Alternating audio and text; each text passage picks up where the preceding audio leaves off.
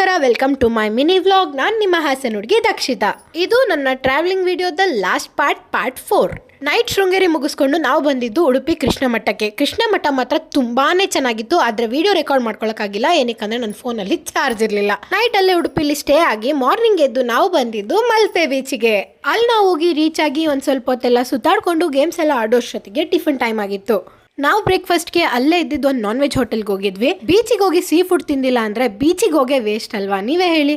ಅದಕ್ಕೆ ನಾವು ಆರ್ಡರ್ ಮಾಡ್ಕೊಂಡಿದ್ದು ಪ್ರಾನ್ಸ್ ಗೀ ರೋಸ್ಟ್ ಮತ್ತೆ ಸ್ಕ್ವಿಡ್ ಫ್ರೈ ಹಾಗೆ ಚಿಕನ್ ಫ್ರೈ ಜೊತೆ ಪರೋಟಾನ.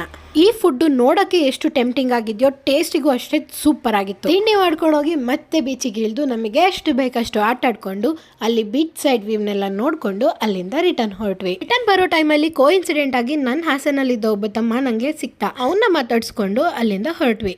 ರಿಟರ್ನ್ ರೂಮ್ಗೆ ಹೋಗಿ ಲಗೇಜ್ ಎಲ್ಲ ಪ್ಯಾಕ್ ಮಾಡ್ಕೊಂಡು